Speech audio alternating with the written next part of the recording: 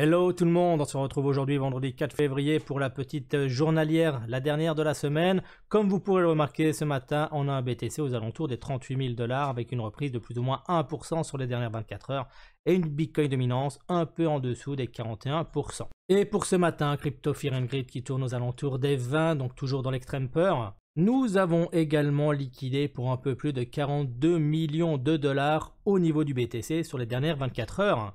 Et un maximum price aux alentours des 37 000 pour la journée de demain. Donc allons-nous ranger, allons-nous corriger un petit peu aujourd'hui, c'est ce que nous allons voir un peu plus tard. Au niveau des liquidations, vous pourrez remarquer qu'on a un peu plus de liquidations à venir rechercher au nord aujourd'hui, en tout cas plus facilement par rapport au sud. Regardez, on est jusqu'aux 38 100 $, on a un peu de liquidation à venir chercher. Donc est-ce qu'on va avoir une journée un peu plus haussière aujourd'hui? C'est la bonne question pour ce dernier jour de la semaine. Au niveau order flow, regardez, on peut remarquer que l'open interest est en train de monter, que le cours est en train de monter. Donc pour le moment, il y a autant de longs que de short qui rentreraient sur le marché, même si au niveau du ratio, on remarque que le ratio est en train de se recontracter entre les deux. Au niveau alors des fundings, on voit des fundings dans le négatif depuis 1h du matin le 4 février et des spreads toujours dans le négatif depuis maintenant début décembre. Donc ça, on n'a même plus besoin d'en parler. Passons maintenant à l'SP500. Comme vous pourrez le constater, hier, on a fait une bougie baissière de plus de 1,84% et pour le moment, on est sur une reprise légèrement haussière. Mais tant que la bougie d'hier n'aura pas été ravalée, pour moi, on a une possibilité de descendre beaucoup plus bas. On a eu exactement la même chose au niveau du Nasdaq. Et regardez, au niveau de l'indice du dollar, il est en train de perdre de sa puissance. Donc ça, c'est une bonne nouvelle pour les crypto-monnaies. Sur la journée d'hier, on a quand même perdu plus de 1,16% plus ou moins. Donc après, au niveau des contrats à terme, vous pourrez remarquer qu'on est en train d'essayer de casser ce biseau descendant à la hausse. Donc ça aussi, c'est une bonne nouvelle au niveau des crypto-monnaies.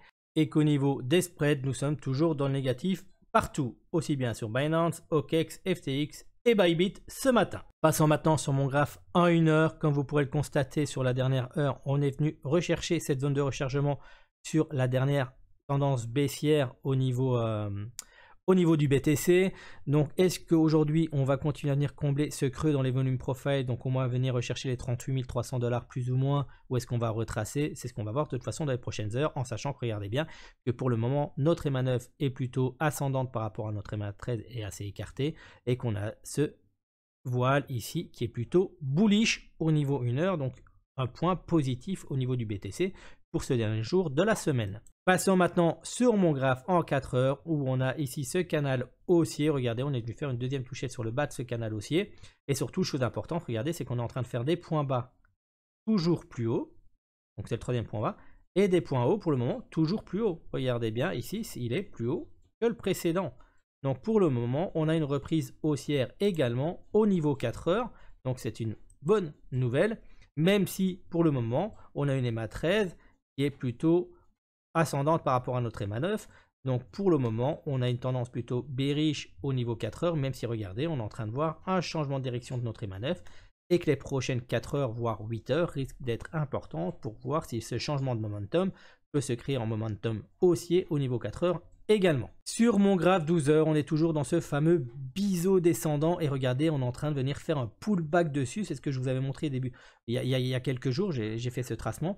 On est en train de faire un pullback parfaitement dessus et pour le moment, on est en train de s'extirper complètement au nord. Donc là, c'est très bullish au niveau 12 heures actuellement, en sachant que regardez bien que notre voile est plutôt haussier aussi au niveau 12 heures et que notre EMA 9 est en train de reprendre notre EMA 13 est en train de contracter. Donc les prochaines 12-24 heures risquent d'être importantes, voire le lancement, le début de la semaine prochaine, pardon, risque d'être important au niveau BTC pour partir sur une belle grosse tendance haussière qui est en train de faire des points bas toujours plus haut et des points hauts toujours plus haut également au niveau du BTC, mais on est toujours dans ce fameux range aussi. Maintenant attention, il nous manque des volumes. Au niveau de mon graphe en daily, regardez, le gros point négatif, c'est qu'on a des volumes descendants. Donc, je ne vois pas comment reprendre une tendance haussière avec des volumes aussi peu élevés.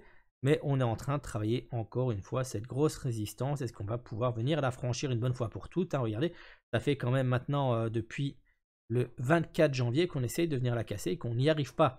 Donc, au bout d'un moment, il nous faudra un peu plus de volume pour pouvoir vraiment venir casser cela à la hausse.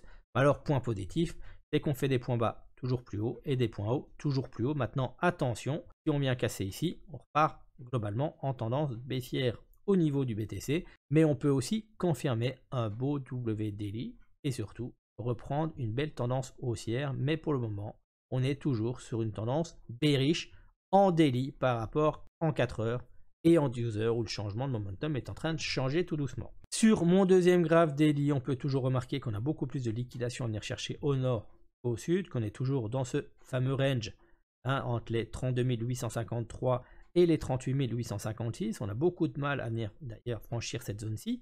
Mais aujourd'hui, on peut remarquer qu'on est en train tout doucement de dessiner un W, même si j'aurais bien voulu que ça corrige un peu plus pour faire un beau W bottom tout simplement. Et je terminerai cette semaine par mon graphe en weekly et vous pourrez remarquer que pour le moment, on est plutôt sur une bougie d'incertitude complète au niveau du BTC en weekly. Donc on est toujours dans notre biseau descendant, plus ou moins sur le haut de notre biseau descendant, mais on a une possibilité de clôturer la semaine au-dessus du corps de bougie de la semaine précédente. Donc ça, c'est un point positif. Donc attendons dimanche soir avec impatience pour voir ce qui risque d'arriver au niveau weekly, au niveau BTC, pour voir si on risque de repartir toujours sur une tendance plutôt baissière, ou si cette bougie pourrait nous ravaler vraiment en fin de semaine et clôturer au-dessus des plus ou moins 38 000 $, pour nous permettre de reprendre une tendance haussière enfin au niveau du BTC. Voilà, cette journalière est terminée. Je vous souhaite à tous et toutes une excellente fin de journée. Prenez soin de vous et à lundi pour la prochaine. Ciao, ciao!